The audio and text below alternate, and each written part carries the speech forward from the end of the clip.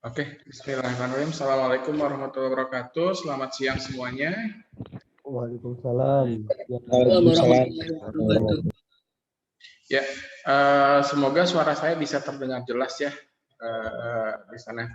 Dan hari ini kita ada dua sesi. Sesi pertama dihitung 1 kali absen, nanti sesi kedua juga dihitung 1 kali absen. Jadi kita ada 2 absensi hari ini. Nah, untuk absensi pertama silahkan kalian tuliskan nama dan NPM di kolom chat ya, nama lengkap dan NPM-nya. Jadi untuk sesi pertama kita akan membahas, saya share dulu screen-nya ya. Kita langsung ke materi.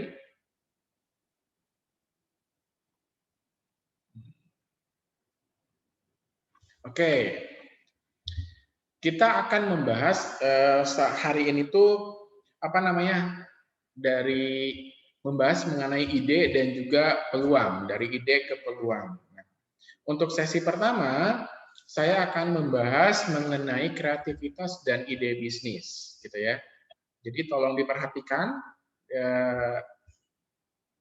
di akhir sesi setiap sesi nanti akan ada screen capture, jadi kalian dibuka untuk videonya, gitu ya. Nah, saya langsung mengenai kreativitas dan ide bisnis. Kita masuk materi. Kalau kita berbicara peluang, gitu ya, ide bisnis, nah jauh-jauh kita tidak jauh dari membicarakan masalah tren. Kalau orang bilang saat ini, gitu ya, mereka lebih mengenal dengan kata viral atau viral.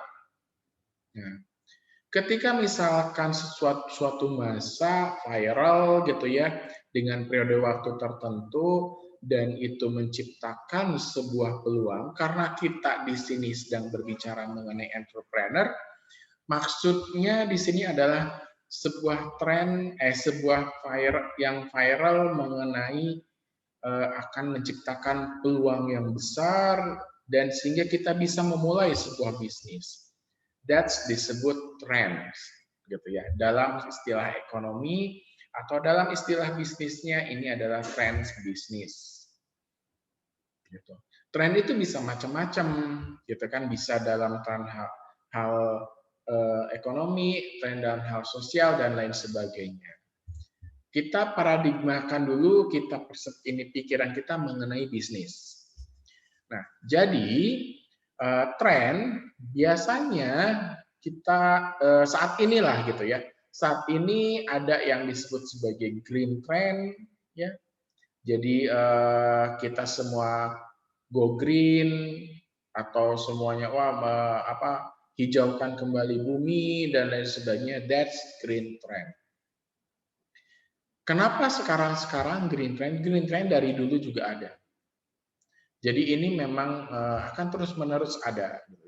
Eksploitasi bumi itu akan terus-menerus dari zaman dahulu sebelum kita lahir sampai sekarang. Makanya green trend ini merupakan yang tidak pernah putus. Yang kedua adalah clean energy trend. Artinya bagaimana agar tidak mencemari lingkungan atau clean energy. Ini juga dari dulu ada. Artinya bahwa ini tidak akan pernah putus. Organic orientation trend. Sekarang banyak tuh yang mulai kita menggunakan makanan yang organik dan lain sebagainya. Ini juga yang memang nanti akan berubah nggak ada, akan zaman nanti juga terus kan akan berusaha untuk ke organik terus menerus. Economic trend ini udah jelas, whole economic gitu ya, pertumbuhan ekonomi, sosial, kesehatan dari dulu kan tidak akan pernah ada matinya. Dan yang terakhir adalah web trend atau technological trend. Technological trend tidak pernah teknologi mengalami penurunan kecuali terjadi suatu bencana yang masif gitu ya. Nah, teknologi akan terus-menerus dan ini akan menjadi atau web trend ini akan menjadi sebuah tren yang tidak akan ada matinya. Nah, ketika kita berbicara bisnis, maka kita perlu ide-ide ya. Dan ide-ide itu datangnya dari mana sih? Kadang-kadang kan tidak sekonyong-konyong bahwa oh akan melakukan bisnis ini gitu. Tidak, tapi ada ide. Nah, ada ide itu ada sumber-sumbernya.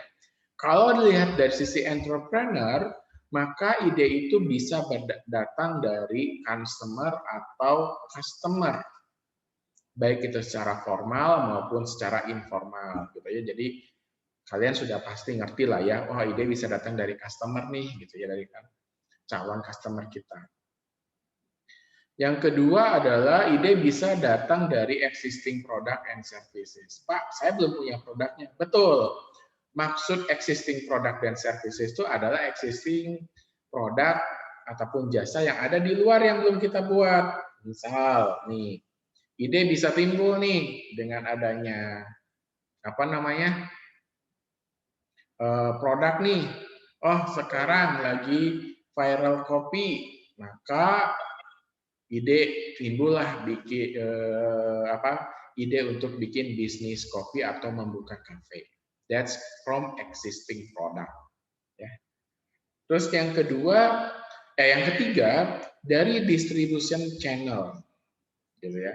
Dari ini membuat new product, bisa membantu kita dalam membuat new product. Misalkan kita punya saya punya nih pengolah bahan bakunya, gitu ya. Atau wah berarti gimana ya caranya biar sampai ke sini? Wah berarti saya akan membuat produk tersebut karena saya bisa membantu mendistribusikan. Itu satu. Atau misalkan kalian sekarang itu kirim-kirim paket gampang gitu ya, kirim-kirim ini gampang, jadi saya tinggal buka bisnis deh, bisa buka bisnis gitu, karena bahan-bahan yang saya butuhkan bisa terkirim dengan cepat kalau sekarang. That's ide dari distribution channel. Terus ide juga bisa timbul karena pemerintah. Misal, ketika sebuah produk sudah dipatenkan, maka kita punya, gimana ya, saya ingin bikin produk yang sejenis tapi berbeda. Karena yang produk tersebut sudah dipatenkan. That's bisa menimbulkan ide. Atau karena regulasi atau aturan yang sudah ditetapkan oleh pemerintah. Wah, masa COVID begini, semua orang harus pakai masker ya. Ketika di tempat umum, berarti saya akan bikin bisnis masker. That's ide from the regulation. Terus ide akan bersumber dari riset and development, jelas. Ini kan kalau ini secara ilmiah ya, berarti akan menghasilkan sebuah produk. Berarti kan melakukan riset dan akan timbul ide-ide. Itu sumber-sumber ide. Terus bagaimana ya cara untuk mengenerate atau mengumpulkan ide-ide tersebut atau cara memperoleh idenya? Kalau tadi adalah sumbernya, sekarang cara memperoleh idenya. Cara memperoleh ide bisa dilakukan melalui focus group atau diskusi yang kalau disebut focus group itu minimal peserta biasanya 8 sampai 14 orang partisipan atau peserta. Di mana semua partisipan di sini dia melakukan diskusi dan bebas mengemukakan pendapatnya. Ini merupakan sebuah cara yang excellent gitu ya dalam mengenerate atau mengumpulkan ide, karena kan dari banyak orang ya. Dan nanti di screening idenya atau dievaluasi lagi ide sama konsepnya. Nah, ini akan dapat banyak ide harusnya karena dari banyak orang. Selanjutnya cara memperoleh ide itu dengan brainstorming. Saya yakin sudah ada tahu apa itu brainstorming, ya. Nah, di sini kalau di brainstorming, kalau tadi kan ada fokus grup nih, bebas nih semuanya mengumpulkan ide di fokus grup. Kalau di brainstorming biasanya sudah difokuskan ke yang lebih spesifik, produknya ataupun marketnya. Misalkan, oh saya akan membuka bisnis masker di Bandung. Nah, berarti fokusnya itu ya sudah tentang masker dan areanya Bandung. That's brainstorming. Kalau fokus group, contohnya yang tadi adalah, wah saya lagi musim pandemik, bisnis apa ya yang bisa dilakukan? That's masih liar. Kalau brainstorming sudah spesifik. Nah, ada rules-nya nih ketika melakukan brainstorming. Yang pertama, no criticism. Jadi memang tidak boleh dikritik. Sebagus seburuk apapun ide itu kita tampung untuk nanti diseleksi. Free willing is encouraged. Artinya ketika negatif juga ya kita terima.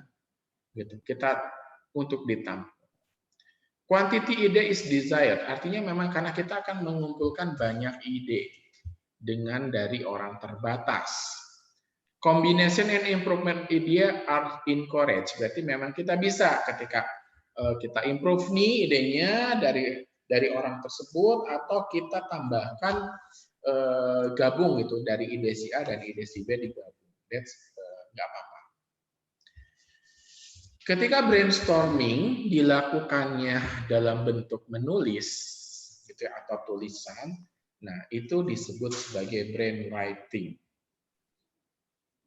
Kalau tadi diskusi, brainstorming diskusi, kalau brainstorming dalam bentuk tulisan itu disebut sebagai brainwriting.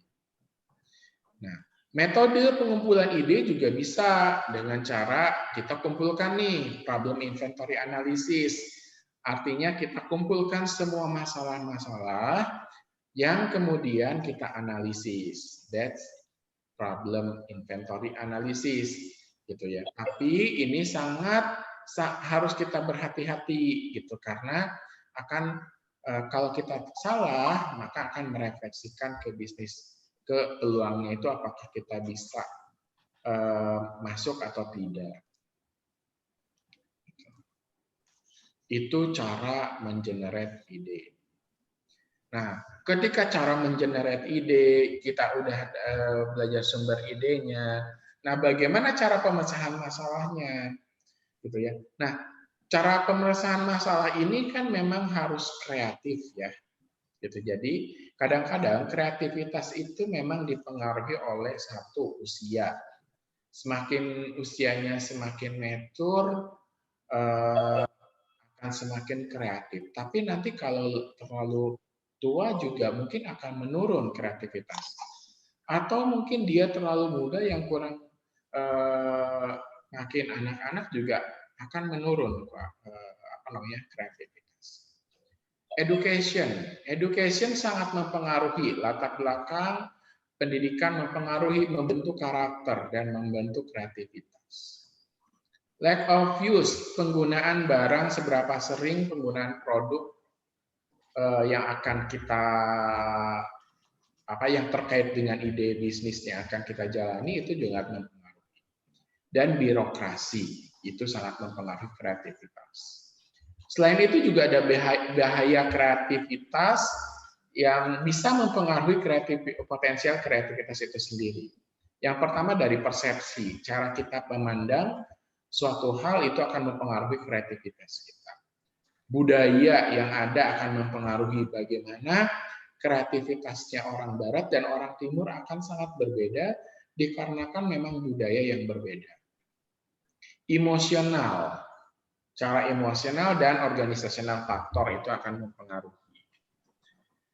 Nah, kreativitas itu bisa dibuka dengan atau misalkan bisa diatasi dengan melakukan creative problem solving teknik atau teknik memecahkan masalah yang kreatif. Dan itu itu bisa dilakukan seperti itu. Cara pemecahan masalah yang kreatif diantaranya bisa dilakukan dengan cara brainstorming. Again, metodenya brainstorming ada, cara pemecahan masalah juga ada dengan cara brainstorming. Karena di sini setiap orang bebas mengemukakan pendapat, tapi semua idenya itu direcord, ya, direkam. Mungkin dia tidak expert, tapi nanti ketika ada banyak pendapat itu akan menjadi lebih expert, bukan expert, membantu menjadi hasilnya expert. Nah, ketika brainstorming ini dilakukan dengan hanya melihat sisi aspek negatifnya saja dari sebuah produk ataupun jasa atau dari sebuah ide, maka ini disebut sebagai reverse brainstorming. Ya. Tadi kan kalau metode mengenerate ide ada brainwriting. Nah, kalau di sini karena untuk memecahkan masalah hanya brainstorming. Cuman kalau melihat dari sisi aspek negatifnya itu disebut reverse brainstorming. Ini harus hati-hati dilakukan karena terlalu bebas gitu ya, dan kita membahas hal negatif, mungkin akan terjadi ketersinggungan atau gesekan-gesekan pada saat brainstorming. Makanya harus dilakukan secara hati-hati, maintain grup moralnya. Jadi kita mengungkapkannya hati-hati. Nah, ketika cara pemecahan masalah ini dengan cara menilai atau memahami kenapa seseorang itu tidak aware, tidak peduli dengan problem yang ada, itu disebut metode Gordon atau Gordon Method. Gitu. Jadi justru kalau Gordon Method itu dia melihat dari sisi kenapa orang itu tidak aware ya terhadap bahwa ada masalah ini. That's Gordon Method. Checklist method udah jelas, jadi kita membuat isu-isu yang memang relate sama idenya dan kita checklist dan checklist method. Free association itu dengan cara mengkaitkan semua kejadian dengan masalah atau ide. Force relationship ini salah satu penyelesaian masalah yang kreatif, ya, dengan cara melihat dari kombinasi produk, gitu. Nah, dalam artian gini, oh yang misalkan kita lihat nih produk substitusi atau produk komplemennya, itu force relationship, gitu ya. Terus collective notebook method, nah ini dengan cara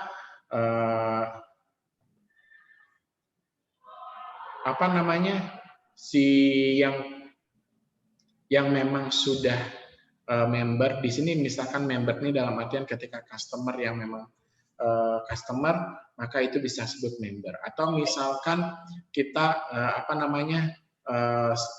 entrepreneur dan para karyawannya setiap reguler mendevelop atau harus menemukan ide baru, itu juga collective notebook method. Apalagi? Tolong di mute dulu. Oke. Terus atribut listing. Nah, kalau atribut listing ini berdasarkan posisi positif dan negatifnya. Kita tulis positifnya, negatifnya gitu ya. Nanti kita lihat. Big Dream Approach. Kalau Big Dream Approach ini dia memang nggak ada arahan, dalam artian bebas, gitu ya, bebas tanpa ada batasan. Terus parameter analisis ini fokus dengan di sini. Kalau misalkan parameter analisis seperti ini. Jadi misalkan kita nih ada kebutuhan pasarnya apa. Sudah itu kebutuhan pasarnya itu dikaitkan dengan teknologi, kita observasi. Step 1, kita identifikasi nih kebutuhan pasar tersebut. Dengan teknologi tersebut, match nggak? Yang kedua, kita solve nggak kita kaitkan semuanya ini sehingga kita kira-kira bisa melakukan atau fulfill opportunity atau melaksanakan ide tersebut. Setelah itu baru direalisasikan. Maka pada saat realisasi ini akan bertemulah gitu ya. Jadi kebutuhan itu dengan ide kita itu akan nyambung. That's invention process of parameter analysis. Kita pada saat awal kan sudah jelas ketika seorang entrepreneur itu harus bisa melakukan inovasi. Jadi ketika misalkan agar jalan, dia harus kreatif dan inovatif. Maka di sini ada dijelaskan juga bahwa ketika ide-ide itu kita harus bisa melakukan inovasi dengan ide. Nah, inovasi itu ada breakthrough, di mana jumlah inovasinya sedikit yang dilakukan. Nah, ini sih bagusnya langsung diprotek by patent agar tidak di-follow oleh produk lain atau industri lain. Yang kedua, technological, artinya memang mengikuti teknologi yang ada. Ya, ini nggak perlu diprotek karena teknologi bisa ditiru dan teknologi akan sangat cepat untuk berubahnya. Sehingga sekarang menghadap teknologi ini mungkin bulan depan sudah beda lagi. Ordinary artinya memang banyak nih. Artinya memang banyak yang di-improve dari produk tersebut. Gitu. Nah, ini tidak hanya berdasarkan kebutuhan teknologi. Jadi itu melakukan inovasi ya, tipe-tipenya. Terus menentukan nih, apakah kita perlu inovasi baru atau misalkan tidak. Inovasi ini bisa dilihat dari sisi consumer atau consumer concept. Dan ketika packaging-nya berubah, itu juga bisa disebut sebagai inovasi. Atau memodifikasi fitur yang ada, memodifikasi produk, itu juga bisa disebut sebagai inovasi. Selain itu dikategorikan sebagai produk baru ya. Nah, selain itu juga ketika company ini menambahkan produk ke line produknya yang memang sudah dipasarkan oleh perusahaan lain. Misalnya, susu kita nggak ada omega 3. Saya membuat susu formula. Nah, pesaing saya juga membuat susu formula. Pesaing saya menambahkan omega 3 di formulanya. Dan saya sekarang akan menambahkan omega 3 di formulanya. Itu juga masuk sebagai inovasi. Gitu ya. Di perusahaan. Nah, klasifikasi produk baru. Produk baru bisa dilihat dari sisi customer nih, viewpoint-nya. Ya. Viewpoint-nya. Nah, di sini kalau dari sisi customer itu ada 3, ada continuous innovation, dan dynamically continuous, dan discontinuous innovation. Dari namanya saja kalian sudah bisa menjelaskan ya, continuous, dynamics, dan discontinuous, gitu ya. Nah, ini lihat, continuous innovation, dynamic, dan discontinuous, gitu kan. Continuous, less disrupting influence and establish consumer pattern. Jadi di sini inovasinya sedikit, tapi dia akan terus-menerus dilakukan secara periodik. Contohnya nih, kalau kalian lihat mobil Avanza, setiap tahun ada perubahan, ada inovasi, disebutnya that's continuous innovation. Hanya sedikit perubahannya. Teman. Dynamically continuous innovation ini beberapa gitu ya, gitu. Tapi dia tidak periodik. Gitu. Tidak periodik. Jadi mungkin tiba-tiba akan melakukan ada keluar produk baru gitu, new product gitu. Dan inovasinya lumayan gitu ya. Lumayan sehingga apa namanya, tapi tidak reguler. Kita nggak tahu nggak tiap tahun. Contoh yang continuous innovation itu kayak handphone kan selalu keluar nih tiap tahun. Nah itu continuous. Kalau dynamically dia nggak bisa periodik, tidak periodik. Nah, kalau discontinuous innovation dia memang melakukan masif sehingga dia tidak melakukan lagi penambahan atau tidak melakukan lagi inovasi karena dianggap produknya sudah bagus.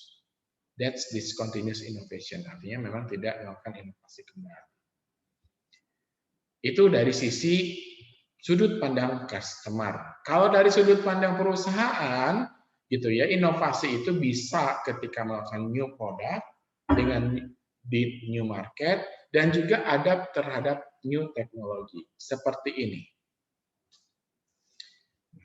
Kalau perusahaan melihat dari sisi market dan teknologi, newness-nya, pembaharuannya. Kalau misalkan dia lihat dari sisi sebelah kiri, ya, ada produk objektif. Nah, ketika marketnya tidak berubah di sini, terus ada marketnya terus berubah dengan cepat, dan ada market baru, dan ini penggunaan teknologinya. Ketika teknologinya tidak berubah dan market tidak berubah, maka ya kita tidak melakukan apa-apa. Tapi ketika marketnya makin apa namanya tuh persaingannya ketat, maka kita melakukan tidak ada teknologi yang baru, maka kita bisa melakukan re-merchandising dengan cara meningkatkan sales ke existing customer. Tapi kalau kita mau ke market yang baru, berarti kita ada new use atau penambahan pengguna baru. Nah, kalau ada improve nih, teknologinya di-improve ke market yang memang tidak berubah, kita hanya reformation saja, gitu ya, mengganti formasi yang ada. Itu ya, tadi apa namanya tuh, ganti susu formulanya menjadi ada omega 3 DATS. Nah, tapi ketika marketnya strength atau perubahannya kuat, maka harus improve nih produknya. Produk utility-nya. Jadi memang harus ada di improve produknya. Ketika ada penambahan teknologi, maka produknya, fiturnya ditambah, di-improve. New market. Nah, berarti kita hanya tambahkan produk segmen barunya ya. Modifying produknya udah dimodifikasi, kita dapat market baru.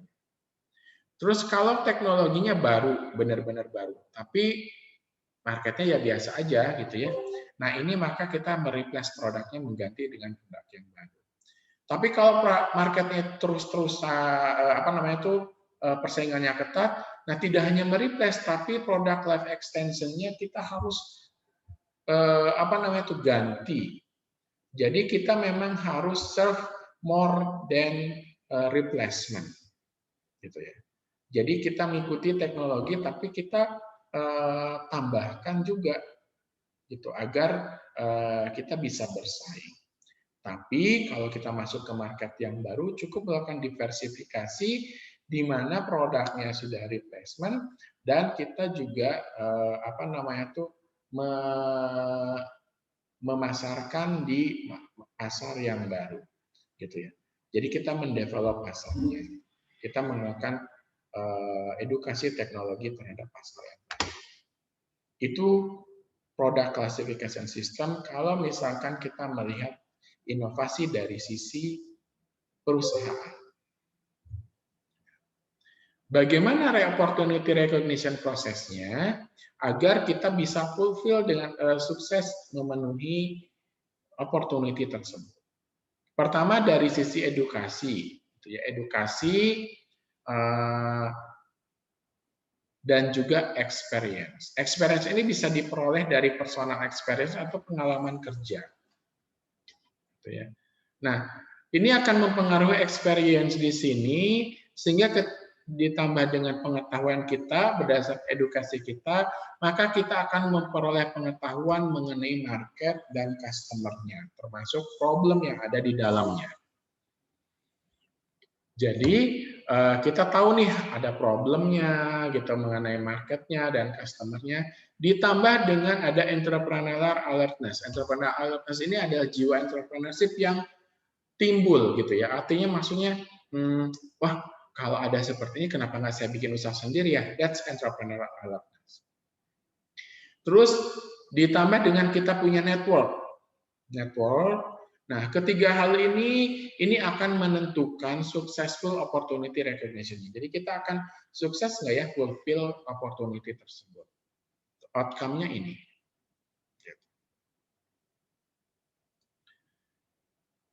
Selanjutnya kita akan bicara dengan mengenai product planning dan development process. Ini bisa dibaca dan saya langsung ke grafiknya di sini.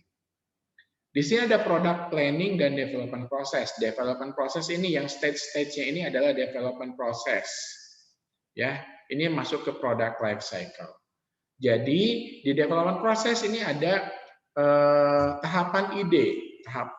Ketika ide ada juga tadi kan sudah yang memperoleh idenya, ada creative problem solving-nya, gitu ya.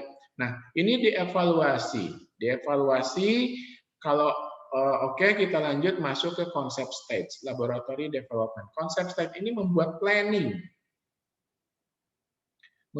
Di sini ada business plan. Di sini ada strategi. Semuanya planning dibuat di situ. Di konsep stage. Selanjutnya ada product development. Ini sudah mulai membuat produknya. Prototipe-nya. Dievaluasi, kalau misalkan oke masuk, lanjut ke semi komersial plan trials. Ini test market. Kalau misalkan lolos, bisa lanjut, kalau enggak kita balik lagi ke product development stage atau ke konsepnya. Atau mungkin bisa ke idenya. Ini setiap evaluasi, kalau lolos baru masuk ke tahap selanjutnya. Anggaplah di sini test market lolos, baru kita launching produknya, kita dari mulai introduction sampai ke maturity dan jangan sampai ke decline. Nanti di sini ada strateginya, masing-masing ada strateginya, nanti bahas di marketing plan. Ini product development prosesnya. Ini penjelasannya tadi sudah saya singkat, gitu ya, test marketing stage-nya.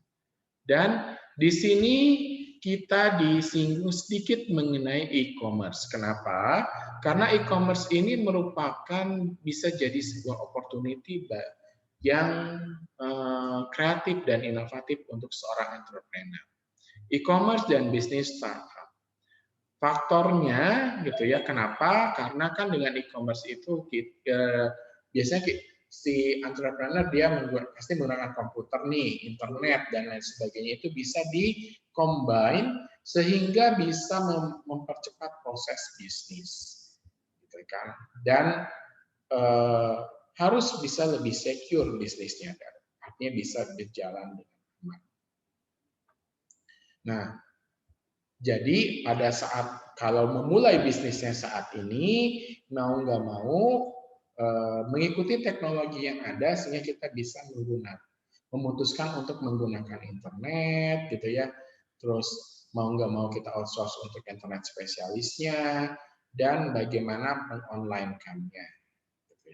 Kita integrasikan front end dan back end operation-nya sehingga menggunakan internet.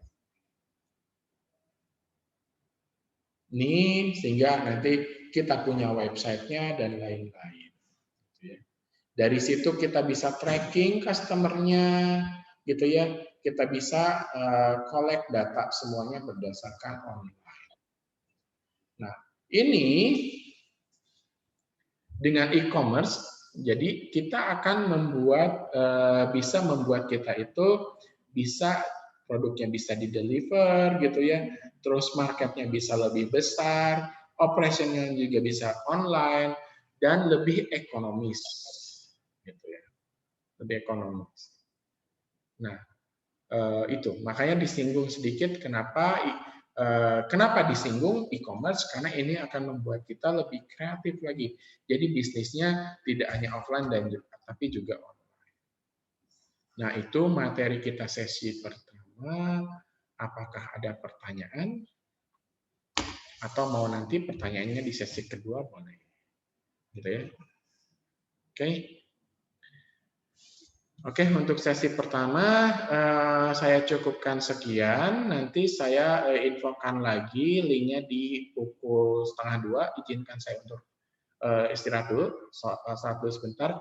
Tapi sebelum kita tutup, silahkan dibuka dulu videonya karena kita akan screen capture ya. Videonya dibuka dulu. Silahkan. 2 kali kita screen capture ya. Jangan lupa absensi di kolom chat.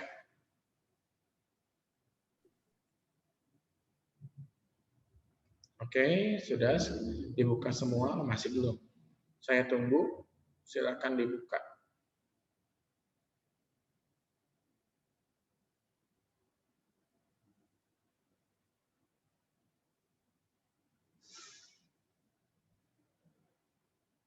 Oke, sudah semua ya.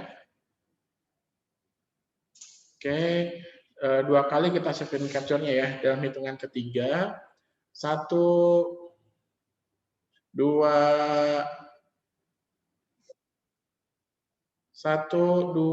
3. Oke, 1 kali lagi.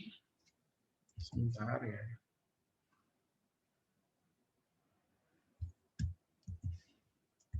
Oke. 1 kali lagi ya, dalam hitungan ketiga. 1, 2, masih ada yang proses. Bentar. Masih ada yang proses. Oke. 1, 2, 3. Oke.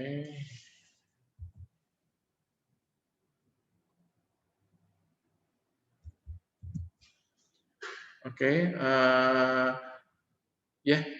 Terima kasih atas kehadirannya. Nanti saya infokan kembali untuk sesi keduanya. Jangan lupa absensi untuk sesi pertama, silahkan tulis nama dan NPM di kolom chat. Yang sudah boleh meninggalkan chat room. Terima kasih. Wassalamualaikum warahmatullahi wabarakatuh.